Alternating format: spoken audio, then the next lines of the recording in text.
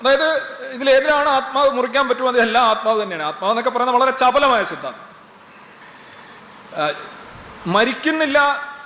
ജനിക്കുന്നില്ല മരിക്കുന്നില്ല എന്നുള്ളതാണ് യഥാർത്ഥത്തിൽ അദ്വൈതിയായി ഇദ്ദേഹം പറയേണ്ടത്.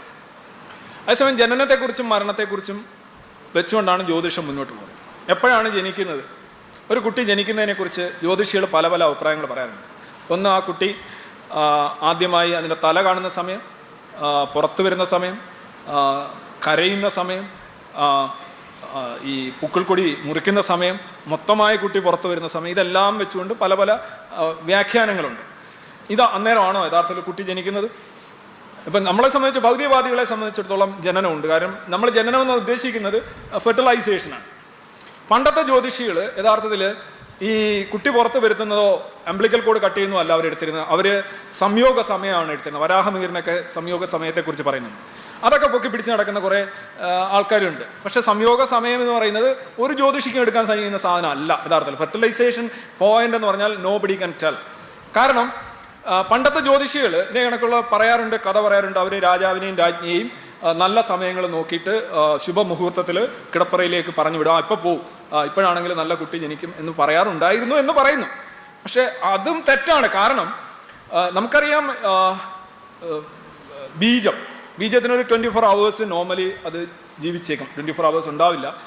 പക്ഷേ ഫൈലോപ്പിയൻ ട്യൂബിലും അതുപോലെ തന്നെ ഗർഭനാളി മുഖത്തുമൊക്കെ 3 മുതൽ 5 ദിവസം വരെ ജീവനോടെ ഇരിക്കാൻ ബീജത്തിന് കഴിയും. അത് പറഞ്ഞ ഓവൻ 24 hours ആണ്. ആ ഓവം എപ്പോൾ വരുന്നത്? ഉദാഹരണമായിട്ട് നിങ്ങൾ സംയോഗം കഴിഞ്ഞ് 3-ാം ദിവസമാണ് ഓവുലേഷൻ ഉണ്ടാകുന്നതെന്നിരിക്കട്ടെ.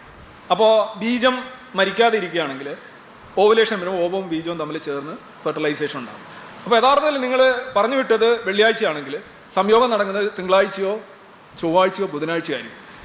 അതായത് വെള്ളിയാഴ്ച എന്ന് പറയുന്നത് നിങ്ങൾ പറയുന്നത് നല്ല ശുഭദിനമായിരിക്കും. ചിലപ്പോൾ ചൊവ്വാഴ്ചയും ബുധനാഴ്ചയും ലോകത്തെ ഏറ്റവും മോശം ദിനമായിരിക്കും. ആസ് പെർ ആസ്ട്രോളജി എല്ലാ ദിവസവും നല്ല ദിവസം തന്നെയാണ്, ഒരു പ്രശ്നവുമില്ല.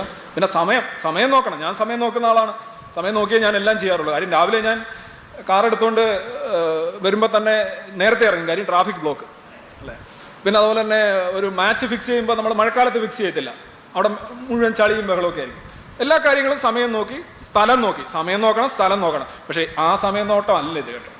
ഇത് സമയം നോട്ടത്തിൻ്റെ ഒരു ലഹരിയിലേക്ക് പോവുകയാണ്. ആദ്യം മൊത്തത്തിൽ ആനുവൽ ആയിട്ടൊരു നോട്ടമുണ്ട്. ഈ വർഷം എനിക്ക് എങ്ങനെയായിരിക്കും, ഈ മാസം എനിക്ക് എങ്ങനെയായിരിക്കും, ഈ ആഴ്ച എങ്ങനെയായിരിക്കും, ഈ ദിവസം എങ്ങനെയായിരിക്കും, ഈ മണിക്കൂർ എങ്ങനെയായിരിക്കും, ഈ നിമിഷം എങ്ങനെയായിരിക്കും, ഞാൻ എങ്ങനെയായിരിക്കും. ഇതാണ് മൊത്തത്തിൽ ഒരു നിരന്തരമായ അന്വേഷണങ്ങളോ ആശങ്കകളിലാണ് മനുഷ്യൻ ചെന്ന് വരുന്നത്. അപ്പോൾ ഇവിടെയും